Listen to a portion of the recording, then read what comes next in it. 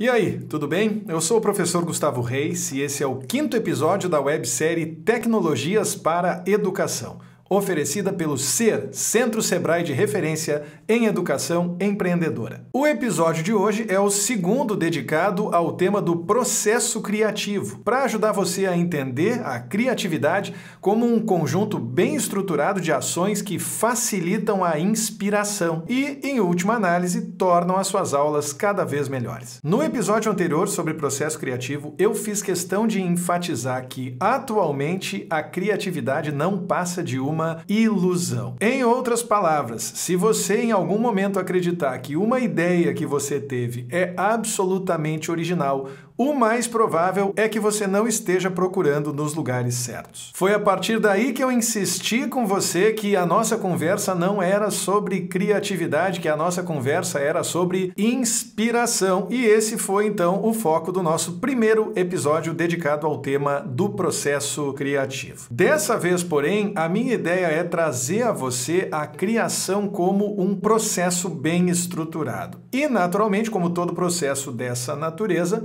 composto por várias etapas bem definidas. Você vai ter um primeiro momento em que você vai investigar o seu público, você vai querer saber quem são as pessoas que consomem o seu conteúdo. E se você é professor, você certamente já vai sair em vantagem nesse processo, porque afinal de contas, todo professor sempre conhece bem os seus alunos. Depois de analisar o seu público, você vai ter que tomar decisões com relação à sua linha editorial. Qual é o tipo de conteúdo que você vai produzir? Isso, é claro, levando em consideração a análise que você já fez detalhada a respeito de quem é o seu público. Uma vez realizada a identificação de para quem você vai falar e de o que você vai dizer, aí você parte para a fase de estruturação do seu calendário de conteúdo, porque afinal de contas também é importante você saber quando cada uma das suas publicações vai acontecer. Só depois de tudo isso bem definido, você vai para a produção do conteúdo propriamente dito. Esse conteúdo, uma vez produzido, vai passar por uma edição e só depois de todas essas etapas concluídas é que você vai pensar na distribuição, ou ainda em que plataformas o seu conteúdo vai ser publicado. Nesse episódio, eu não vou abordar detalhadamente cada uma das etapas desse processo, mas eu quero conversar especificamente a respeito da geração de pautas, porque ela, de certa forma, complementa aquilo que foi assunto do nosso episódio anterior. No episódio anterior, nós falamos sobre inspiração, e aí é natural que o processo aconteça mediante a geração de muitas ideias. Quando nós falamos de geração de pautas, porém, nós temos que tomar decisões, nós temos que escolher sobre o que nós queremos falar. E é justamente a partir daí que você pode observar esses dois momentos como complementares. No caso da inspiração, você abre o seu olhar em busca de boas ideias. Já no caso da geração de pautas, você toma decisões para poder convergir em relação aos assuntos que você vai de fato explorar. Assim como aconteceu no episódio anterior, esse episódio também vai ser bastante prático porque eu tenho alguns websites que eu classifico como milagrosos para ajudar você nesse processo de geração de pautas. O primeiro website que eu quero mostrar para você se chama Google Trends. Ele é um site afiliado do Google, mas que é meio escondido. Nem todo mundo já visitou e também nem todo mundo sabe como acessar. Para fazer isso, você vai direto no seu navegador e digita trends.google.com. Se você estiver usando um sistema operacional em português, o mais provável é que o Google Trends já seja automaticamente traduzido para português e também já identifique o país de onde você está navegando. No meu caso, o país já apareceu aqui pré-selecionado como Brasil, mas se isso não acontecer no seu caso, não esqueça de vir até aqui e escolher o país correspondente à sua consulta. Então eu vou começar escolhendo um termo de pesquisa aqui. Vamos supor que eu queira criar conteúdos relacionados à área da matemática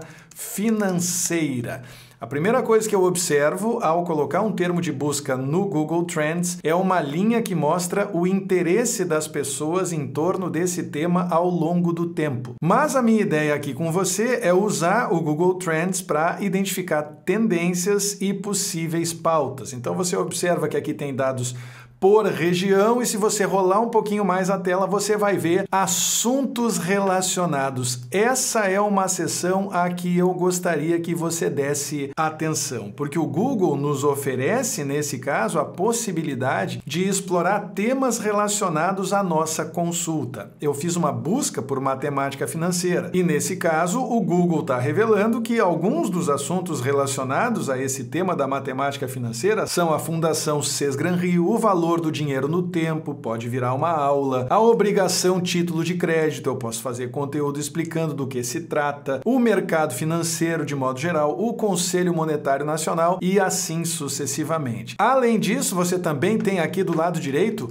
as pesquisas relacionadas a esse tema, ou seja, além de matemática financeira, o que mais procuram as pessoas que fazem buscas como essa. E aí, nesse caso, você vai perceber que essas pessoas procuram saber sobre o concurso do Banco do Brasil, sobre conhecimentos bancários e sobre uma série de outros temas que você pode explorar como sugestões de pauta, como possíveis assuntos para os vídeos que você vai vir a produzir. O segundo website que eu quero mostrar para você se baseia em uma funcionalidade da própria busca do Google. Eu vou repetir agora a minha consulta por matemática financeira, mas fora do site de tendências, fora do trends.google.com. Eu entrei em google.com e vou colocar aqui na caixa de busca matemática financeira. Ao realizar essa busca, eu percebo que imediatamente após o primeiro resultado, apareceu aqui uma seção cujo título é As Pessoas Também Perguntam. Essa seção é muito interessante de você explorar porque ela revela imediatamente quais são as dúvidas mais comuns que as pessoas têm relacionadas a esse tema da busca que você acabou de fazer. E talvez essas perguntas possam servir como boas sugestões de pauta para os vídeos que você vai produzir. O que se estuda em matemática financeira? O que é matemática financeira? Exemplos. Como fazer cálculos da matemática financeira? Observe que só aí você já tem alguns tópicos para explorar no momento em que você decidir produzir o seu conteúdo. Mas o que eu quero mesmo é mostrar para você um site que potencializa essa função específica do Google chamada As Pessoas Também Perguntaram. Esse website se chama Also Asked, o que em inglês significa também perguntou. Então você vai até o seu navegador preferido e vai digitar alsoasked.com para facilitar. Eu coloquei na tela aqui como você faz para escrever esse endereço. E já na primeira tela você vai ter um campo de busca em que você já sabe, eu vou mais uma vez colocar matemática financeira, só que dessa vez eu vou ter que escolher o idioma e é evidente que eu vou escolher dessa vez o português e também a região. E eu vou escolher como região o Brasil. Ah, e faltou eu registrar que o site do Also Asked é só em inglês, mas é super fácil de usar, basta você replicar os mesmos passos que eu estou mostrando para você agora. E aí, quando tiver tudo pronto, você já tiver escolhido o seu termo de busca, o seu idioma e a sua região, você pode clicar em Search. E os mesmos resultados que você encontrou no As Pessoas Também Perguntam no Google vão ser apresentados aqui no Also Asked de uma maneira bem mais estruturada, na forma de uma arvorezinha, inclusive, que você pode manipular, arrastar para cima e para baixo. Observe. Aqui, a partir da raiz matemática financeira, nós temos o que se estuda em matemática financeira, o que é matemática financeira, exemplos, as principais fórmulas, como fazer cálculos, as mesmas 4 dúvidas que apareceram na busca que nós fizemos no Google. Mas o Also Asked tem essa vantagem adicional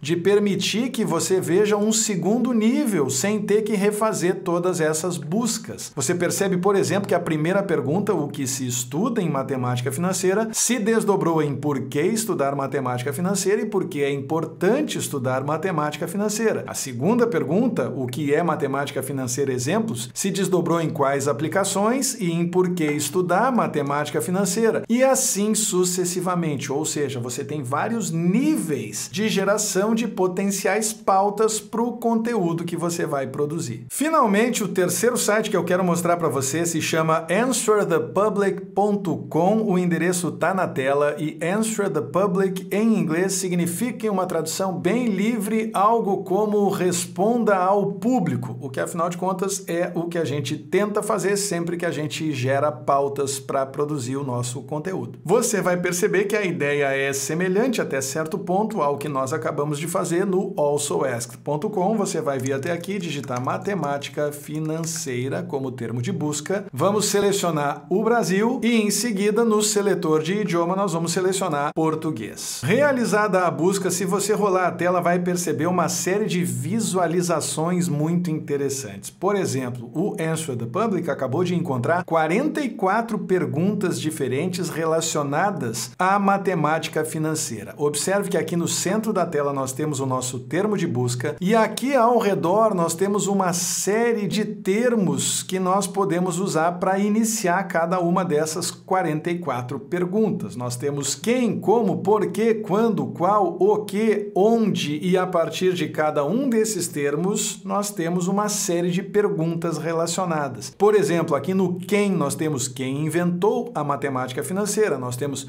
matemática financeira o que estuda e em seguida o que é matemática financeira e para que serve. Além disso, nós temos também preposições relacionadas perto, para, com, sem e a partir de cada uma dessas preposições você também vai ter uma série de perguntas, uma série de expressões, uma série de frases que eu não tenho nenhuma dúvida, você vai conseguir usar para gerar pautas para os seus vídeos. E assim segue o Answer the Public com uma série de visualizações baseadas em comparações até o momento em que você chega aqui na parte alfabética, em que ele conecta a matemática financeira com uma série de outros termos ordenados alfabeticamente. Por exemplo, na letra L você tem livro, lucro, logística, logaritmo. Observe, tudo isso você pode usar para estimular as suas ideias e identificar bons tópicos que podem vir a se tornar os assuntos do conteúdo que você pretende produzir. À exceção do Google Trends, que você pode usar o quanto você quiser, tanto o Also Asked quanto o Answer the Public são duas ferramentas que, nas suas versões gratuitas, têm algumas limitações, mas eu acho muito improvável que você venha a esgotar as possibilidades de uso gratuito. O importante, porém, é reforçar que nessa etapa de geração de pautas, por mais que você venha a usar ferramentas que vão, sob certos aspectos, expandir o seu olhar, o mais importante é você tomar decisões relacionadas ao conteúdo que você vai produzir. Em última análise, usando essas ferramentas para gerar bons tópicos para os seus vídeos, ao invés de simplesmente procurar erraticamente adivinhar aquilo em que as pessoas vão se interessar. Esse foi então o recado do episódio 5 da websérie Tecnologias para a Educação,